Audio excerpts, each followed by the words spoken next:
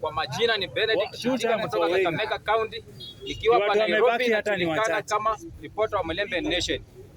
Nikienda kwa hii mata ya mtoto wa Ruto, mimi nataka kusema ya kwamba msichana wa Ruto hakuna mahali penye ameingiliana na siasa.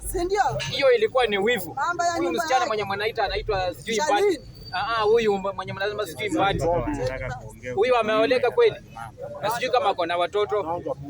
Kama hana mtu, huyo mtu sijui kama atakuja kupata mwanaume. Hiyo ni wivu yenye alikuwa nayo. Hiyo ni wivu kabisa. Huyu msichana anaitwa Jensi Mbadi, ako na wivu mbaya sana. Mbaya sana. Sisi nini? Mambo ya kuoleka haiko na mambo ya siasa. Sasa mimi nasema bwana msichana wa Ruto, wewe tembea vizuri, tunakuombea mazuri. Wale wenye wanakutakia mabaya yenyewe iwarudie. Asante sana.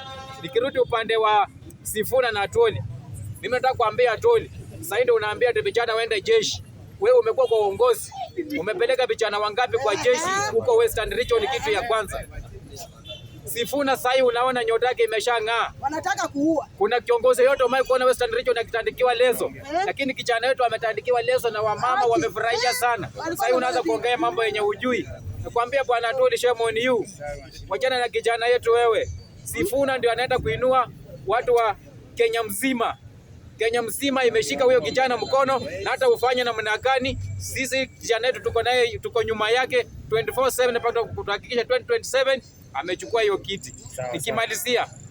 Nikimalizia. Nataka kuambia bwana Malala, sisi tuko hapa.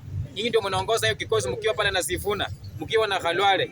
Tunataka pia sisi tuende kwa hiyo kikosi. La sivyo hata sisi kama kikundi yenu hapa tutachukua action nyingine.